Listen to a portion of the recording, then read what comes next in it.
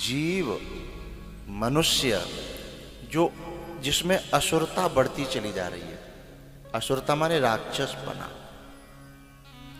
मनुष्यता घटती चली जा रही है, इंसानियत खत्म होती चली जा रही है, और जो असुरता बढ़ी चली जा रही है ना, ये उसके मनुष्य के अंदर की स्वयं की बढ़ती हुई असुरता ही उसके कलेशों का कारण है। बात समझ में आई?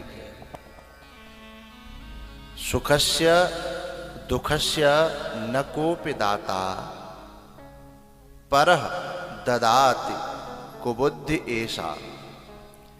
हमको कोई दूसरा दुखी कर रहा है, ये नादानी है। कहीं न कहीं हमारे दुखों का कारण हमारी असुरता है, अथवा ममता है या मोह है। या तो हम अपने स्वयं के विकारों से दुखी हैं, या जिनमें हमारी ममता या मोह है उनमें विकार आ गए हैं, उनसे हम दुखी हैं। बात समझ में आ रही है? मैं और मेरा, तू और तेरा। तो या तो व्यक्ति मैं से दुखी है या मेरे से दुखी है, या तो खुद से स्वभाव में गड़बड़ी हो गई। यदि कभी कभी आदमी खुद ठीक है लेकिन संबंधियों में काऊ को दामाद दारू पियन लगे हो, अब बेचारो बड़ो परेशान है, चूंकि छोरी परेशान है, दामाद अपने अवगुणों से परेशान है, दामाद के अवगुणों से छोरी परेशान है, और छोरी के दुख से हम परेशान हैं। एक चैन है। तो कभी कभी यदि हम में कोई अवगुण नहीं है तो हमारी मेरे जो है ममता जिनमें है, मोह जिनमें है, वहां से भी कहीं से दुख जो है हमको आकर के टच करता है ना? तो सूत जी महाराज ने कहा कि हे शौनक जी, इसके दो उपाय हैं। क्या? हमारे जीवन में भक्ति इतनी आ जाए कि हमें संसार का दुख व्यापे न।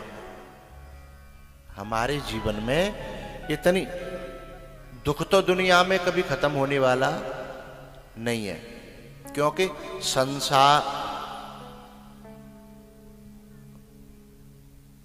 दुखालयम अशाश्वतम। गीता जी कहती हैं ये जो संसार है अशाश्वत है और दुखालय है। दुखालय, आलय का जो अर्थ होता है, जैसे भोजनालय, तो भोजन का जो आलय है उसमें भोजन ही मिलेगा, किताबें तो मिलेंगी नहीं।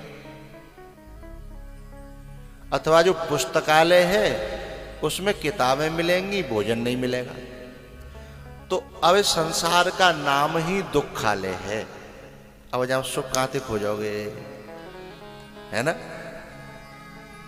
अब हमारी दिक्कत यह है, हम हींग की मंडी में जाकर के, और हींग नहीं रसगुल्ला खोज रहे हैं। मंडी है हींग की और खोज रहे हैं रसगुल्ला। तो इसका मतलब है कि हमारी सोच अभी सही नहीं है। तो फिर जब ऐसे जैसे अब सत्संग हो रहा है, कथा हो रही है, इसमें समझ में आती है कि बात कि हम हींग की मंडी में हैं, कि बूरे की मंडी में हैं, कि लोहा की मंडी में हैं, और फिर हमें इस मंडी से कौन सी मंडी में जाना है जहां हमें वो मिले जो हम चाहते हैं। ठीक है ना? मोह सकल व्याधि न कर मूला, मोह सकल। मोह की मंडी में जो सब व्याधियों का मूल है, जहां मूल यानी मंडी में, मोह की मंडी में सकल दुख मूल है। सारे दुखों का वहीं से उत्पन्न होता है। जैसे काउ क्षेत्र में गन्ना ही गन्ना, जैसे यहाँ धान ही धान होता है, है?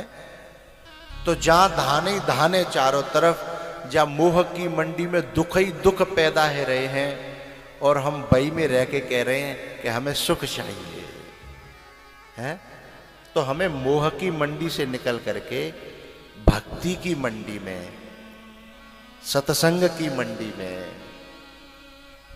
आना पड़ेगा। तब हमारी समझ में आएगी कि बात क्या है। भगते स्वतंत्र सकल सुख खान, वो दुख की खान है। मोह सकल व्याधिन कर मूला, तो दुख की खान हो गई है, और सुख की खान भगति स्वतंत्र सकल सुख खानी। अब ये दोनों मंडियों में अब हम ये गड़बड़ कर रहे हैं, इसका पता नहीं चल रहा है हम लोगों को कि हम कौन सी मंडी में हैं और क्या चाह रहे हैं। और इसे कौन बताएगा? इसे बताएगा जिसके कम से कम 3 नेत्र होंगे। 3 नेत्र, ये 2 नेत्र है ना, एक 2 नेत्र का मतलब है एक राग में डूबा है, एक द्वेष में डूबा है। एक राग में, एक द्वेष में। संसार में 2 ही काम होते हैं, या तो काउते राग होगो या काउते द्वेष होगो। अब राग और द्वेष में डूबा हुआ व्यक्ति सत्य को कैसे समझेगा? क्योंकि सत्य इन दोनों से अलग है, भक्ति इन दोनों से अलग है। समझ में कैसे आएगी? वो समझ में जब आए जब इन दोनों से अलग होकर के जो समता में स्थित हो, न राग में न द्वेष में, इसका मतलब समता में, न इधर झुका है न इधर। भाई काउआ माल तौल ले हो तुम, तो कांटो एकदम सीधा होए तो माल यानी तौल बिल्कुल सही है? और कितों को झुक्यो तौल में गड़बड़ है। राग की तरफ झुक गया तो भी गड़बड़ है, द्वेष की तरफ झुक गया तो भी गड़बड़ है। दोनों से हट करके तो तीसरा नेत्र जिसके पास है उसे सद्गुरु कहते हैं। रामायण में वंदे बोधमयं नित्यं गुरुं शंकर रूपिणं यमाश्रितो हि वक्रोऽपि चंद्रः सर्वत्र वन्द्यते। जो जिसके पास तीसरा नेत्र है, यानी ज्ञान का नेत्र, ज्ञान में न राग होता है न द्वेष होता है। ज्ञान जो होता है वो सिखाता ही ये है कि तू राग है तो मरेगा, द्वेष है तो मरेगा। यानी दोनों से जो उठा हुआ है, गीता कहती है निरमान मोहा चित संग दोषा अध्यात्म नित्या विनिवृत्त कामा द्वंद्वैर विमुक्ता। द्वंद्वैर माने 2 है, ये दोनों द्वंद हैं, चाहे राग हो चाहे द्वेष हो। द्वंद्व ही विमुक्ता, जो इन दोनों से मुक्त हो गया है, वो हम लोगों को ये रास्ता बताएगा। राग की तरफ हम जाएंगे, बोले ना प्लीज कम बैक, लौटिए। द्वेष की तरफ जाए, बोले ना प्लीज कम बैक, लौटिए। जब हम सीधे जाएंगे, बोले चरई वेती चलते जाओ चलते जाओ। उपनिषद कहती है जब रास्ता सही पकड़ में आ जाए, गुरु की निर्देशन में कोई रास्ता ठीक मिल जाए तो चलते जाओ चलते जाओ चलते जाओ। बोले क्यों? पहुंच जाओगे और सही जगह पहुंच जाओगे। चरई वेती चलते जाओ। वो कहे रामायण का पाठ करो सुंदरकांड, तो करते जाओ। वो कहे गीता का पाठ कर लो 18वें अध्याय का, बोले करते जाओ। चरई वेती, रास्ता सही पकड़ में आ गया तो मंजिल मिल जाएगी।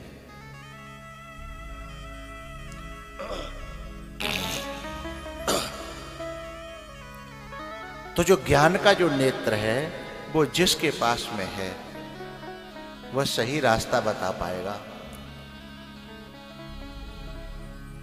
और लेकिन जैसे कहते हैं ना, संत के पास कुछ लेकर के जाना चाहिए, ये लोगों का कहना है, मेरा नहीं है। लोगों का कहना है संत के पास खाली हाथ नहीं जाना चाहिए। तो कुछ लोग फूल लाते हैं, कुछ लोग फल लाते हैं, लेकिन सही बताऊं, फूल और फल तो तुम्हें संत देगा, तुम्हें तो खाली हृदय लेकर के श्रद्धा से भरा हुआ वहां पहुंच जाना चाहिए, फल तो देना उसका काम है। सुमन, फूल माने होता है सुमन। हम अपना जैसा भी मन है उसे लेके जाएं, वो उसे सुंदर मन बना देगा, तो वो हमें सुमन दे देगा। हमारे पास सुमन कहाँ है? हाँ,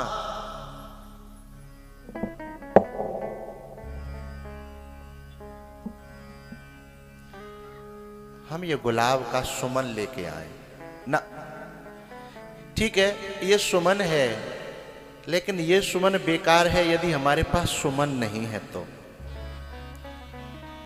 यदि हमारे पास सुमन नहीं है तो ये सुमन बेकार है, और यदि हमारे पास सुमन है तो इस सुमन की कोई जरूरत नहीं है। और सुंदर मन, सुमन कौन देगा? गुरु देगा, सत्संग देगा, कथा देगी, जैसा भी है ना लेकर के चले जाएं हम। हमारे पास ऐसा ऐसा, जैसे सोनार के पास ले जाते हम सोना, चाहे बटिया ले जाएं, चाहे टूटो फूटो ले जाएं, है ना, लेकिन उससे उसके पास जैसे लेकर के जाते हैं तो फिर वो क्या कहता है, बताओ क्या बनाना है? ए बेटा, चलती कथा में इधर नहीं आना है,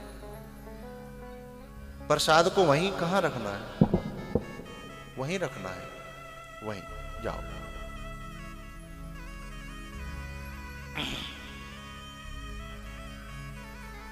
तो टूटे फूटे सोने में से सोनार क्या बना देता है? जो तुम चाहो सो, है ना। ऐसे ही हमारे टूटे फूटे मन में से जब महापुरुष को हम दे देते हैं, गीता में कहा, अर्जुन तू मुझे क्या दे सकता है बता? बोले महाराज सब कुछ आपका ही है। बोले नहीं नहीं, सब कुछ तू रख, राजपाट रख, संबंधियों को रख, संबंधों को रख। तो बोले तू केवल मुझे अपना मन दे दे, मय्येव मन आधत्स्व, मय्येव मन आधत्स्व। बोले मेरे मन का क्या करोगे? बोले उसमें से मैं सुमन बनाऊंगा। उस सुमन को पा करके अभी तुम जिनमें राग और द्वेष कर रहे हो, अभी तुम जिनमें राग और द्वेष कर रहे हो, कौरवों से द्वेष और पांडवों से राग, अर्जुन, जब तुम्हारे पास सुमन हो जाएगा, मैं दे दूंगा, तो फिर तुम द्वेष वालों से द्वेष न करोगे, राग वालों से राग न करोगे, फिर तुम दोनों में समता देखोगे, और फिर तुम जो करोगे तत्कुरुस्व मदर्पणम, फिर सब कुछ मुझे अर्पण करते जाओगे, तो तुम पुण्य से और पाप से दोनों से मुक्त हो जाओगे और तुम मेरे हो जाओगे।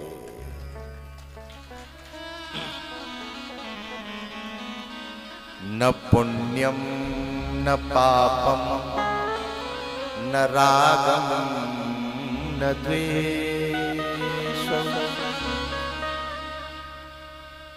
तो हमारे दुखों का कारण दो हैं, या तो खुद में विकार हो या स्वयं के संबंधियों में कोई विकार हो, है, दोनों में से कहीं भी विकार होगा, असुरता आएगी, राक्षसपना होगा, तो हम सुखी नहीं हो सकते। अब ये आप लोग जो नेपाल से मुझे लेने के लिए आए हो, आप क्यों लेने आए हो? आप इसलिए आए हो कि हम तो आपकी कथा सुनते ही हैं, हमको तो समझ में कुछ कुछ धुंधला धुंधला दिखने लगा है हकीकत, लेकिन हमारे अड़ोसी पड़ोसी आस के पास के संबंधी सब लोग बैठ के सत्संग सुनेंगे तो उनके जीवन में परिवर्तन आ जाए। क्योंकि हम जो है सुखी हो भी कैसे जाएं, क्योंकि हमारा अपना दुखी है ना, तो दोनों के विकार समाप्त होने चाहिए हैं? दोनों के ही विकार जब समाप्त हो जाएंगे तो जीवन में शांति आ सकती है। और दोनों के विकार को समाप्त कौन कर सकता है? उदाहरण के लिए हमारे देश में पूरे परिवार को चलाने वाली है मां। मां मां है भक्ति। और भक्ति क्या करती है? जैसे मां करती है वैसे ही भक्ति करती है।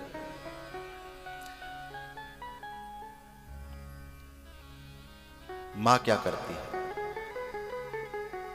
जो पिताजी बेटे के प्रति जहर उगलते हैं ना,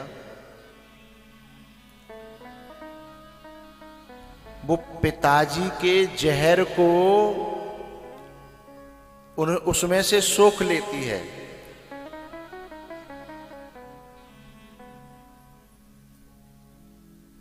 पिताजी की बातों में से जहर को सोख लेती है। जब बेटा के सामने कहती है ना, तो बेटा के सामने जाकर के कहती है, बेटा तेरे पापा है ना, थोड़े गुस्से में थे, इसलिए कुछ ऐसा बोल गए जो नहीं बोलना। अब जहर को खत्म कर रही है मां। वो पिताजी है ना बेटा, तेरा भला चाहते हैं। यदि उसने सुन लिया है कहीं से दूसरी जगह से तो, और खुद कहेगी तो फिर अलग से उसमें लहक देगी, मोड़ देगी, मिठास डालेगी। हैं? तेरे पापा कह रहे थे मेरा बेटा कैसा है, जबकि पापा के स्वभाव में ही नहीं है। पापा तो हमेशा पापा है ना, वो है वो लचक उसकी वाणी में नहीं होती, क्योंकि उसे परमात्मा ने सर्टिफिकेट दिया शासन करने का। है? वो कैसे कहने लगा जैसे माँ बोल रही है, लेकिन बेटा समझ जाता है। बेटा कहता है मम्मी मुझे मक्खन मत लगाओ। हाँ, वो मेरे पापा हैं, मैं भी जानता हूं वो कैसे बोलते हैं, मुझे मक्खन मत लगाओ। उसमें से जहर को निकाल रही थी। फिर बेटा ने पापा की प्रकृति को समझते हुए उसमें जहर घोला। मम्मी ने कम किया था, लेकिन बेटा ने मिला लिया अपने आप है। और उसने कहा पापा से कह देना, यदि मेरी ये बात नहीं मानी या मेरा ये काम न हुआ तो मैं घर में रहने वाला नहीं हूं। अब बेटा की बात के जहर को निकाल के शाम को जब पापा आएंगे उनसे कहेगी, क्या कहेगी? वो कह रहा था पापा बहुत अच्छे हैं, पापा बहुत अच्छे हैं। वो कह रहा था कि पापा यदि इस काम को करेंगे तो ठीक है, नहीं करेंगे तो ठीक है। जहर निकाल दिया। अब फिर कह रही है वैसे हम लोग कर दें ना, बच्चा ही तो है अपना, और कहाँ लेके जाएगा, अपने काम तो आएगा, कर दें ना तो ठीक है। कितना अमृत मिलाया, कितनी मिठास मिलाई है, दोनों के जहर को खत्म किया। यानी दोनों के संवाद को हमेशा बनाए रखती है और खुद पर झेलती रहती है, और दोनों की बुरी बनी रहती है। क्योंकि बेटा क्या कहता है कि तुम हमेशा पापा की पक्ष लेती हो, और पापा क्या कहता है कि तुमने ही तो बिगाड़ा है इनको, हैं? आज तुमने ऐसे इनको न किया होता तो ये कभी बिगड़ते नहीं, तुमने ही बिगाड़ा है। दोनों का जहर पी रही है, लेकिन उसके बावजूद भी दोनों की सुन रही है, दोनों की बुरी बन रही है, लेकिन दोनों खुश है ना, इससे खुश बनी हुई है। ये मां है। मां न होना तो घर बिगड़ जाएगा, बिखर जाएगा। मां उसे बांध के रखती है, उसमें से जहर निकाल देती है। ऐसे ही भक्ति मां है, जो भक्ति जो क्या करती है, जीवात्मा का संदेश परमात्मा तक पहुंचाती है और परमात्मा के गुणों को जीवात्मा में डालती है। क्योंकि परमात्मा कौन है? त्वमेव माता च पिता त्वमेव।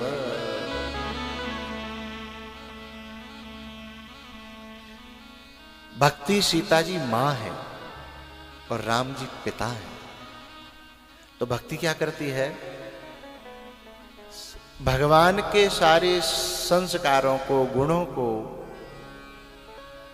जीव में डाल देती है और जीव की व्यथाओं को, जहर को सोख सोख करके और परमात्मा तक पहुंचा देती है। ये भक्ति करती है। तो ये मिलती कहां है भैया? भक्ति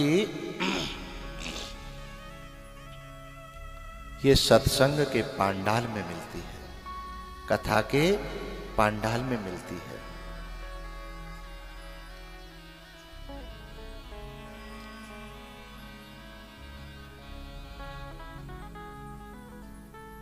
सूत जी महाराज कहते हैं नैमिषारण्य में कि हे ऋषियों, जिसके जीवन में भक्ति नहीं है वह कभी भी सुखी होने वाला नहीं है। बोले पैसा खूब होए तो भी? बोले तो भी। क्योंकि पैसा सुविधाएं खड़ी कर सकता है लेकिन शांति नहीं दे सकता। पैसा से यदि शांति मिलती तो उनको तो परम शांति मिल गई होती है। पैसा कुछ सुविधाएं दे सकता है लेकिन शांति नहीं, भक्ति नहीं दे सकता। हां, यदि उस पैसा का संतों के हिसाब से सदुपयोग किया जाए, जैसे डॉलर को रुपया में कन्वर्ट करते हैं ना, ऐसे ही अपने धन को, जैसे अभी कथा करा रहे हैं ये, इसमें जो खर्च होगा उसमें पैसा भक्ति में कन्वर्ट होगा। उस पैसे से भक्ति प्राप्त होगी, ज्ञान प्राप्त होगा, शांति प्राप्त होगी। उसे कन्वर्ट किया जा सकता है। लेकिन जिन्हें कन्वर्ट करना नहीं आता वे पैसा को बढ़ाने में ही शांति को खोजने लगते हैं।